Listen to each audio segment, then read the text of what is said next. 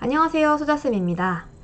자, 여러분, 지금 고등학교를 다니고 있는 학생들이라면 정말로 공감을 할 텐데, 많은 학생들이 중학교 때까지는 수학을 그럭저럭 하다가 고등학교 돼서 수학이 성적이 확 떨어지는 것을 경험한다, 이렇게 얘기를 하거든요. 많은 학부모님들도 그렇게 얘기를 하시고요.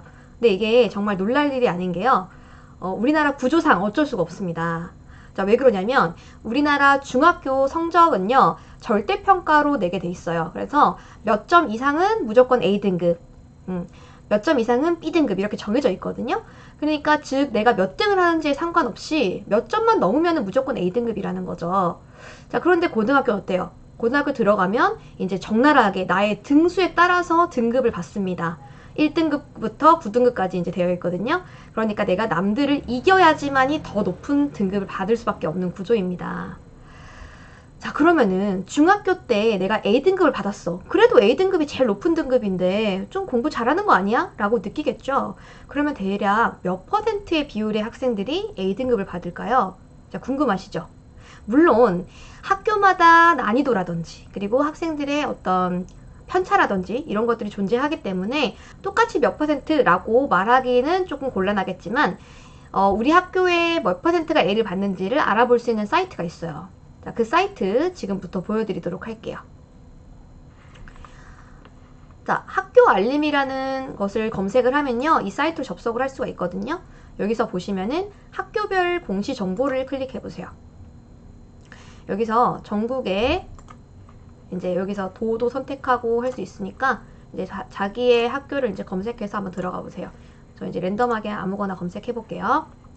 자, 그러면 학교에 대한 소개가 뜨고 밑으로 내리면 학업 성취 사항이 있습니다.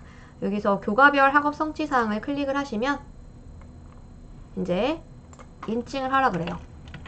인증보다도 네, 숫자를 넣으라 그러죠. 자, 했더니 1학년은 아무런 결과가 없네. 자, 시험을 안 봐서 그렇죠? 자유학기제 때문에 2학년부터 확인해 볼게요. 자, 보시면 과목별로 A등급이 몇 %인지 이렇게 비율이 나와 있어요. 그러면 수학 같은 경우에는 봤더니 39%가 A를 받았다고 합니다. 그러니까 100명 중에 39명은 A등급을 받은 것입니다. 이해되시죠? 자, 이게 본인의 학교마다 다를 수 있어요. 그래서 이제 궁금하신 분들은 찾아보시면 되는데, 제가 전국별로 조금 많이 검색을 해봤어요. 그랬더니 평균치가 30% 초반인 것 같더라고요. 네. 그러니까 3명 중에 1명은 나는 공부를 좀 잘한다 이렇게 생각하고 있었다라는 거죠. 그러면 우리 고등학교 등급을 한번 같이 살펴보도록 하겠습니다. 자, 표로 만들어 왔어요. 자, 1등급은 어때요? 상위 4%까지만 1등급을 받을 수 있습니다. 즉 100명 중에서 내가 4등 정도는 돼야 1등급을 받을 수 있다는 거고요. 2등급은 11등까지, 그러니까 5등부터 11등까지. 상당히 잘하는 거예요. 11등도, 그죠? 100명 중에 11등이니까. 다음 3등급은 상위 23%, 23등까지고요. 4등급은 40%, 40등까지. 그러면 우리 생각해보자. 방금 전에 봤던 예시에서 A등급을 받은 학생 중에서 거의 끝자락에 있었다라고 치면은 실제로 고등학교에 가서는 이제 4등급을 받았다라는 거겠죠? 네. 그리고 어떤 학교는 이제 50%까지 A등급을 받는 학교도 있었어요. 그 학생 같은 경우에는 5등급이 나올 수도 있다라는 거겠죠? 자, 어떠세요, 여러분? 뭔가 내가 고등학교 가서 4등급 받았어. 그러면 공부를 잘한다고 느끼세요? 못한다고 느끼세요? 근데 이게 사람들이 이제 1, 2등급이 아니면 공부를 잘하는 등급이다 라고 인식하지 않는 것 같아요. 심리적인 것 같아요. 근데 생각해보면 3등급도 상위 23%니까 솔직히 잘한 거거든요. 제가 생각했을 때는. 근데 이제 3등급, 4등급 나오면 아, 내가 떨어졌다. A등급 받는 사람이었는데 내가 3, 4등급을 받다니 내 성적은 떨어졌어. 이렇게 심리적으로 느낀다라는 거죠. 이해되시죠? 자, 이러한 구조 때문에 중학교 때까지는 잘하다가 고등학교 때 성적이 떨어졌습니다. 이게 아니라 사실은 나의 위치가 좀 적나라하게 상세하게 드러난 것이다 라고 요약할 수도 있을 것 같습니다.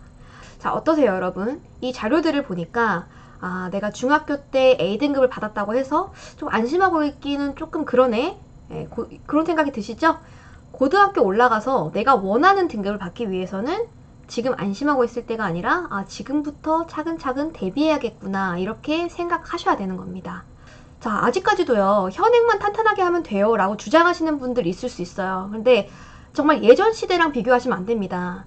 예전에는요, 내신이 별로 중요하지 않았던 시절이 있어요. 그때는 입학하고 졸업할 때까지 수능 대비만 하면 됐어요. 그러면은 천천히 개념 나가고 진도 나가고 따라잡을 수 있겠죠. 근데 지금은 어때요? 중간고사, 기말고사 기간에는 다른 걸 못해요. 그냥 그 범위에 있는 문제를 계속 대비해야 됩니다.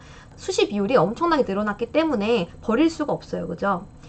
그래서 여러분들이 중학교 때부터 선행을 미리 하고 입학해야 된다라는 게 제가 또 다시 강조할 수밖에 없는 부분이 되었습니다. 네, 제가 또 이걸 보여드릴게요.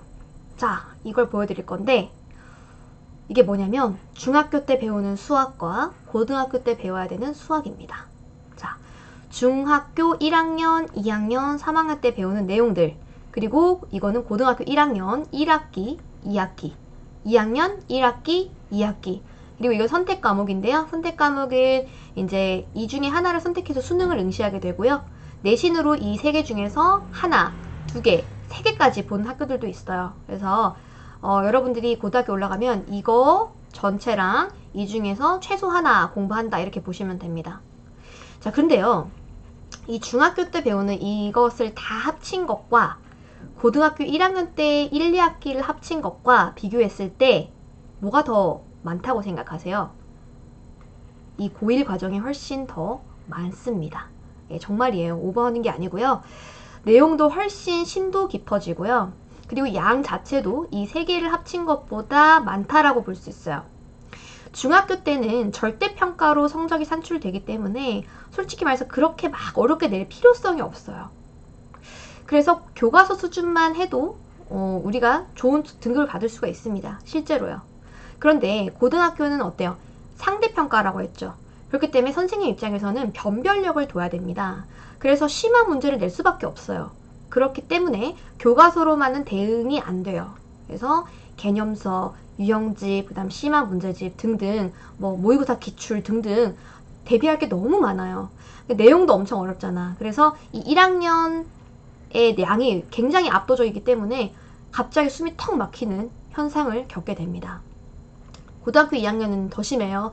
수학 1에서요, 이거는 또 고1 수학과는 또 차원이 다르네 하면서 많은 수포자들을 또 양산시킵니다. 그래서 여러분들이 이제 중학교 때 신난다 이러면서 1학년 때 뭐 2학년 거 미리 조금 봐놓고 3학년 때 조금 봐놓고 이런 식의 속도로만 안심하고 있다가는 고등학교 때 가서는 이 양에 압도당해서 수포자의 길을 선택할 수도 있어요. 그렇기 때문에 미리 대비를 하셔야 된다는 거예요. 자, 다시 한번 말씀드리지만 이 영상은 사교육을 조장하는 영상이 아니에요. 꼭 사교육으로만 할 수 있는 건 아니야, 선행을. 저는 독학을 했어요. 어쨌든 간에 여러분들은 중학교 때 미리 대비를 해야 된다. 이게 핵심 포인트입니다. 그래서 고등학교 1학년의 과정에 심화 말고 개념만이라도 입학하기 전에 한 번은 쫙 훑어가는 것이 남들과의 경쟁에서 밀리지 않을 수 있다라는 겁니다. 아시겠죠? 자, 그래서 오늘 영상은 여기까지로 요약하겠습니다. 다음에 또 다시 만나요. 안녕!